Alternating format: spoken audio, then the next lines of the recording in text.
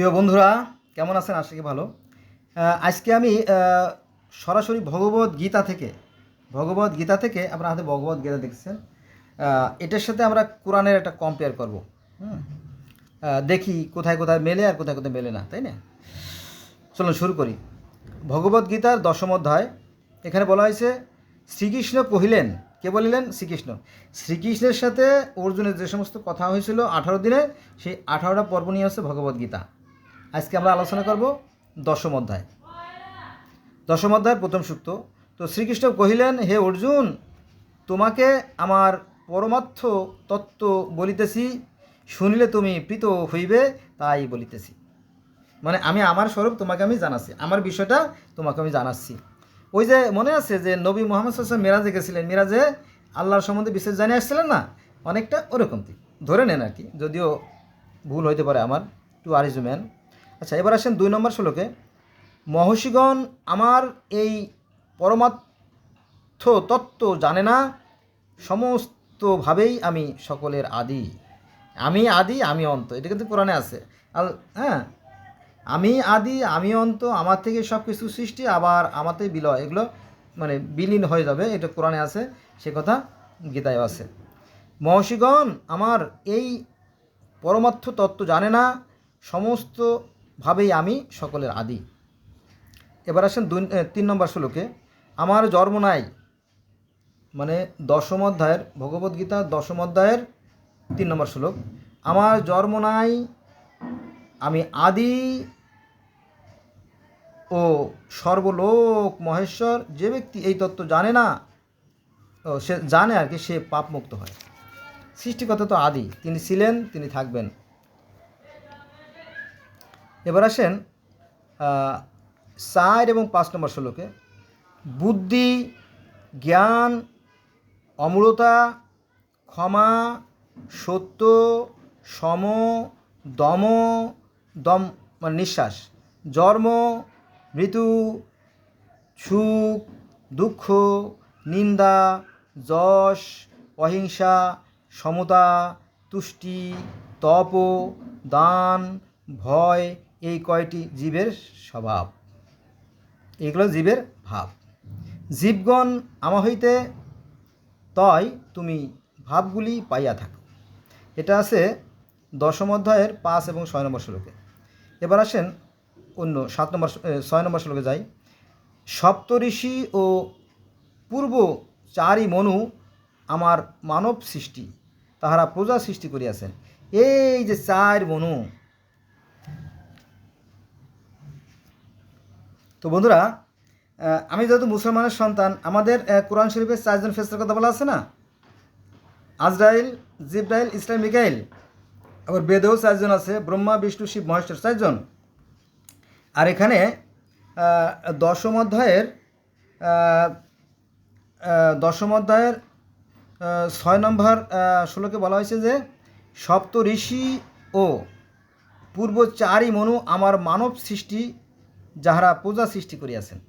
এই যে 4 জন মনু তিনি সৃষ্টি করছেন, আর তার থেকে পরে মনুষ্য সৃষ্টি হয়েছে। এটা কোথায় আছে? আবারও বলতেছি, বারবার বলতেছি, 10ম অধ্যায়ের 6 নম্বর শ্লোকে। তো কোরআন যা বলতেছে, তো তাই তো, একই তো কথা। আচ্ছা, এবার আসেন 7 নম্বর শ্লোকে। যে ব্যক্তি আমার বিভূতি যোগ জানে, সে ব্যক্তি সমাধি যোগেও রত হয়। এবার আসেন 8 নম্বর শ্লোকে। আমা হইতে জগতের প্রত্যাবর্তন, তাহা জানিয়া জ্ঞানী ব্যক্তি আমার ভজনা করে। কোরআনে আছে, তোমরা সৃষ্টি সম্পর্কে গভীরভাবে চিন্তা করো, আমাকে জানো। তাকে জানতে হবে, খুঁজতে হবে, নইলে পাওয়া যাবে না। এবার আসেন 9 নম্বর শ্লোকে। আমার ভক্ত আমাকে মন প্রাণ সমর্পণ করিয়া শান্তি ও তৃপ্তি লাভের জন্য আমার প্রসঙ্গ কীর্তন করে। প্রসঙ্গ মানে কি? মানে তার বিষয়ে, কীর্তন মানে কি? গুণগান করে, তাই না? তো আমরা যেমন সৃষ্টিকর্তা আরাধনা করি, ওই একই কথা আর কি। আচ্ছা, এবার আসেন 10 নম্বর শ্লোকে। আমি সেই সকল ভক্তকে আমার মন মতো আমি সেই সকল ভক্তকে আমার মন মতো ভক্তি দিয়া থাকি, সেই জ্ঞানের সাহায্যে তাহারা আমাকে লাভ করে। সৃষ্টিকর্তাই মানুষকে জ্ঞান দিতেছে না? সৃষ্টিকর্তা ভালো মন্দের জ্ঞান দিচ্ছে না, সেই জ্ঞান দিয়েই তাকে অর্জন করতে হয়, তাকে জানতে হয়, সেই কথা বলা হয়েছে। 11 নম্বর শ্লোক বলা হয়েছে আমি আত্মারূপে তাহার মধ্যে বাস করি। হ্যাঁ রে জালা রে, কী লাগছে দেখছেন। এখানে আছে, আবার বলি কিন্তু সিরিয়াস ব্যাপার তো, ভগবদ গীতার 10ম অধ্যায়ের 11 নম্বর শ্লোকে এখানে বলা হয়েছে যে আমি আত্মারূপে তাহার মধ্যে বসবাস করি। কার মধ্যে? মানুষের ভিতরে তিনি আছেন, এবং অনুগ্রহ করিয়া তাহাদিগকে তত্ত্বজ্ঞান দান করি। আমি দয়া করে তাদেরকে আমার তত্ত্বজ্ঞান দান করি, তাহাতে অজ্ঞানতা জনিত অন্ধকার দূর করি। মানুষের মধ্যে যে অজ্ঞানতা, যে পাপ রাশি বা যেগুলো থাকে আর কি, সেটা কলুষিত আমি দূর করি। তাহলে এটা কিন্তু কোরআনে আছে যে আল্লাহ থাকেন মানুষের কলবের ভিতরে, আল্লাহ থাকেন মানুষের সাহার কাছে রেডি করে, এবং আল্লাহ যেদিকে তাকাবে সেদিকে আল্লাহর দিক, তাই না? তিনি ভিতরে আছেন, বাইরে আছেন, সর্বত্র আছেন, সেই কথাই তো। আমি আত্মারূপে তাহার মধ্যে বসবাস করি। মনে আছে যে ওই যে সূরা আল বাকারার 30 নম্বর আয়াতে আল্লাহ বলল যে আমি যখন আদমের মধ্যে আমার রুহু ফুঁকে দিলাম তখন সে সচল হয়ে গেল, তাই না? তো এই রুহু আর আত্মা একই জিনিস, সেই কথা বলা আছে। অর্থাৎ কোরআনে যা আছে সূরা আল বাকারা 30 নম্বর 25 নম্বর আয়াতে, তো এখানেও সেই ভগবদ্গীতার 10ম অধ্যায়ের 11 নম্বর শ্লোকে ওই একই কথা বলা আছে, তবে একটু ভিন্ন। এবার আসেন আর একটা আলোচনায় যাই। অর্জুন বলিলেন, হে কৃষ্ণ,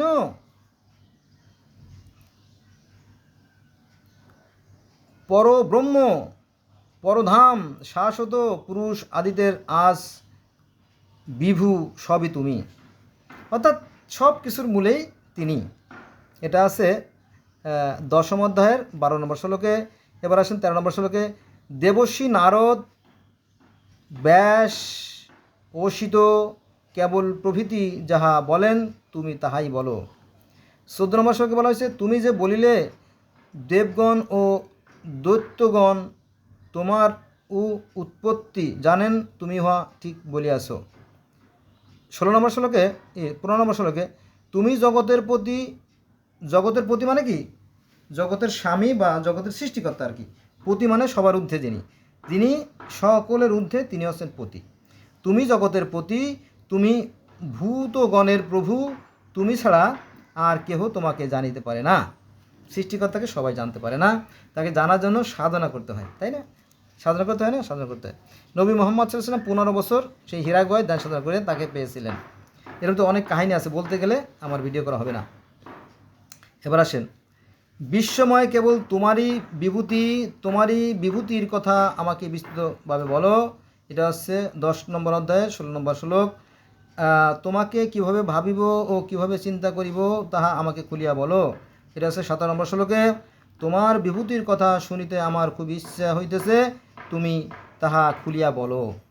বলি, ওই যে হযরত ইব্রাহিম আলাইহিস সালাম বলছিল যে হে আল্লাহ, আমি তুমি কিভাবে সৃষ্টি করো আমাকে একটু শিখাও, জানাও। তখন বলো তুমি 4টে পাখি 4টে পাহাড়ে ফেলে আসো, মাইরে কেটে টুকরো টুকরো করে তারপরে ডাক দাও।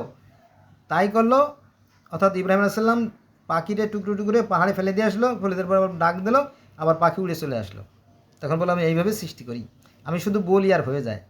তো এইভাবে এখানেও সেই কথা আসছে, তোমাকে কিভাবে ভাবিব ও কিভাবে চিন্তা করিব তাহা আমাকে খুলিয়া বলো। তোমার বিভূতির কথা শুনিতে আমার খুব ইচ্ছা হইতেছে, তুমি তাহা খুলিয়া বলো। শ্রীকৃষ্ণ কহিলেন, হে অর্জুন, আমার বিভূতির শেষ নাই, বলিতেছি শোনো। এইবার শুরু হয়ে যাবে একটা মস্ত বড় কাহিনী, এই ভগবদ্গীতার আসল রহস্য। চলেন। হে অর্জুন, আমি আত্মারূপে সকলের মধ্যে বিরাজমান। হে অর্জুন, ওই যে শ্রীকৃষ্ণের সাথে যে অর্জুনের যে কথা হয়েছিল সেটা নিয়ে তো ভগবদ্গীতা। তো সে কথা মানে নবী মোহাম্মদ সাল্লাল্লাহু আলাইহি ওয়াসাল্লামের সাথে আল্লাহ যে কথাগুলো হয়েছে সেগুলো নিয়ে কোরআন, তাই না? নবী মোহাম্মদ সাল্লাল্লাহু আলাইহি ওয়াসাল্লামের সাথে আল্লাহর সাথে যে কথাগুলো হয়েছে সেই কথাগুলো নিয়ে কোরআন। তার এখানে অর্জুনের সাথে ভগবদ্গীতার যে সমস্ত আলোচনা হয়েছে সেটা নিয়ে এসে ভগবদ্গীতা। তাই আছে, আমি আত্মারূপে সকলের মধ্যে বিরাজমান, ভূতগণের আদি অন্ত ও সমস্তই আমি, সব কিছুর মূলে আছে আমি। এটা আছে 10ম অধ্যায়ের 20 নম্বর শ্লোক। আমি আদিত্যগণের মধ্যে বিষ্ণু, জ্যোতিষ্কের মধ্যে তপন, মরুগণের মধ্যে মরিচি, নক্ষত্রগণের মধ্যে আমি চন্দ্র। সব কিছুর মূলে তিনি, সব কিছু তিনিই তো সৃষ্টি করেছে, তার থেকে তো সব কিছু সৃষ্টি, তাই না? তো কোরআন যা বলতেছে গীতায় তো তাই বলতেছে, তো সমস্যাটা কোথায়? সমস্যা এই যে ব্যারেলে গণ্ডগোল এখানে। হুজুরা শুধু বলে ওরা মূর্তি পূজা করে, ওরা মূর্তি পুজো করে, ওরা মূর্তি পুজো করে। মূর্তি পূজার রহস্য নিয়ে আমি অন্যদিন আলোচনা করব, আমার সাথে থাকবেন আর কি। আমি আমি বেদের মধ্যে সামবেদ, ইন্দ্রিয়গণের মধ্যে মন, দেবগণের মধ্যে আমি ইন্দ্র ও জীবগণের মধ্যে চেতনা। এটা আছে দশম অধ্যায়ের 22 সূক্তে। সব কিছু তার, সব কিছুর মূলে তিনি। আচ্ছা, এবার আসেন, আমি পর্বতের মধ্যে সুমেরু, যজ্ঞগণের মধ্যে কুবের, বসুগণের মধ্যে অনল ও রুদ্রগণের মধ্যে আমি শিব, পুরোহিতদের গণের মধ্যে আমি বৃহস্পতি, জলাশয়গণের মধ্যে আমি রত্নাকর, সেনানীর মধ্যে আমি কার্তিক। এটা আছে দশম অধ্যায়ের 23 এবং 24 শ্লোকে। তারপরে আছে আমি মহর্ষিগণের মধ্যে ভূগ, বাক্যের মধ্যে আমি ওস্কার, যজ্ঞের মধ্যে আমি যজ্ঞ ও স্থাবরের মধ্যে আমি হিমালয়। মানে সব কিছুর মধ্যে তিনি বড়, তিনি অনেক বড়, তিনি মহান, সে কথা বলা হয়েছে আর কি।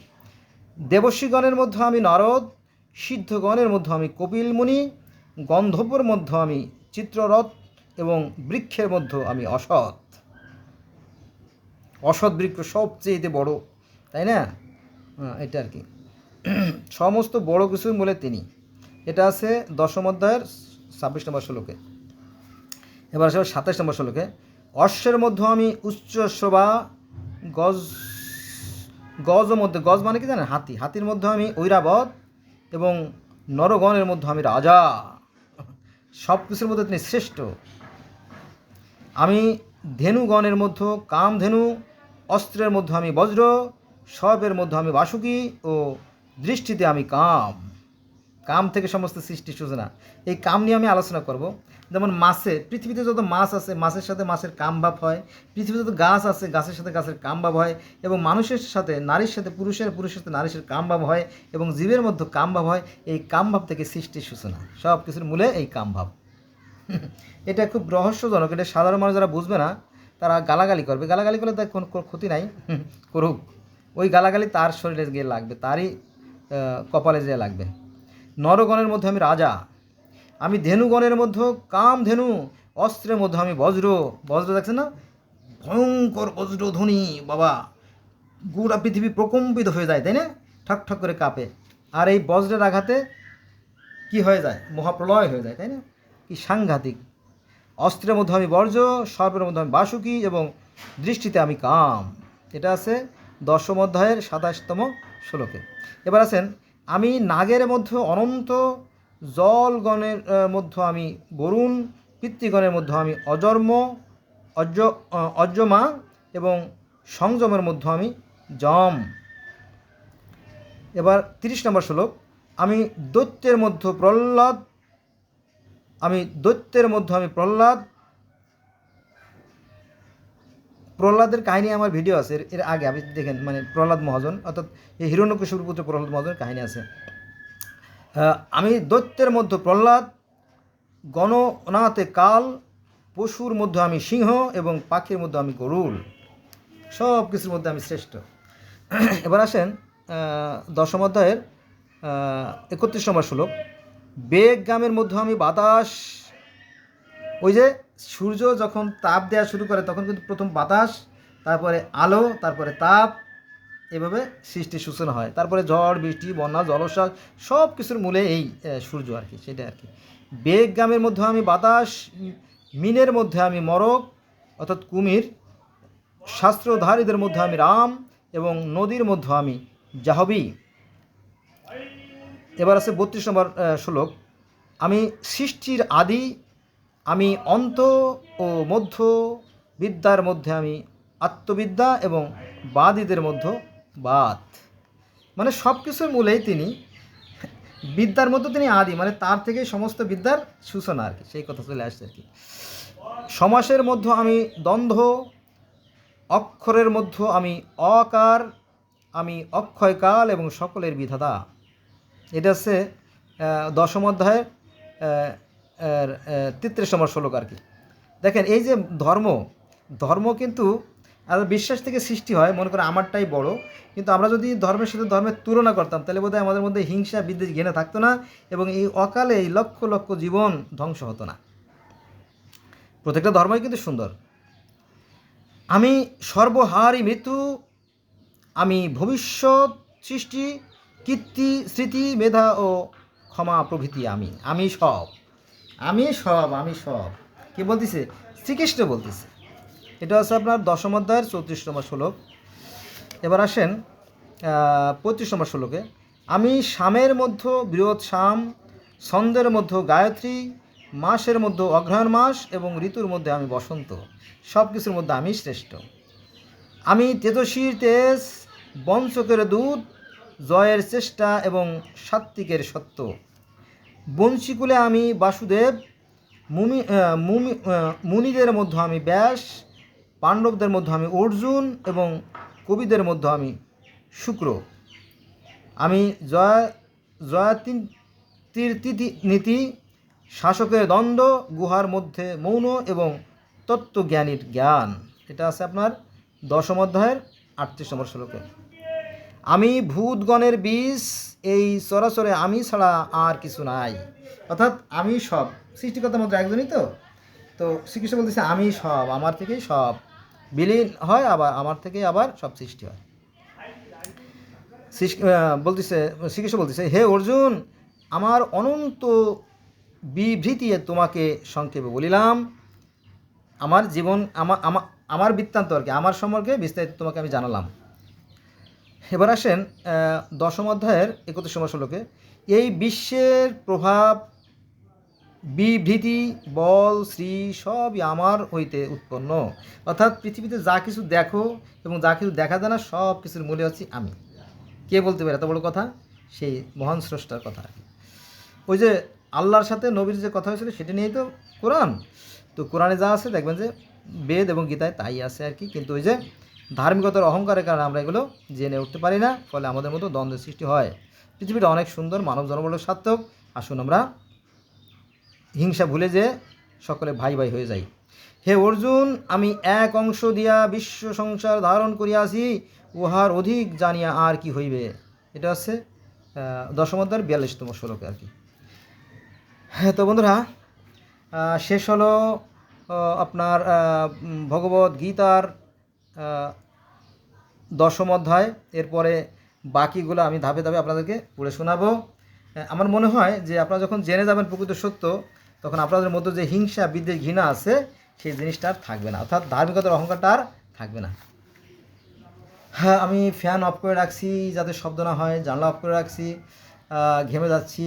হ্যাঁ, দেখো, সবই আপনাদের জন্য করতেছি, আর আপনারা আমার জন্য কিছু করবেন, আমার জন্য কিছু দোয়া করেন আর কি। ঠিক আছে?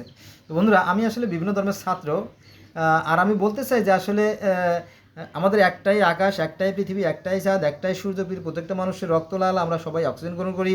পৃথিবীর প্রত্যেকটা মানুষ সুখে আসি, দুঃখে কাঁদে, শীতে কাঁপে, প্রত্যেক আবেগ অনুভূতি এক। তাই আমরা একই স্রষ্টার সৃষ্টি, একই আদমের সন্তান। So let's go from today, we shall never call for the religion. Thanks a lot for watching my video.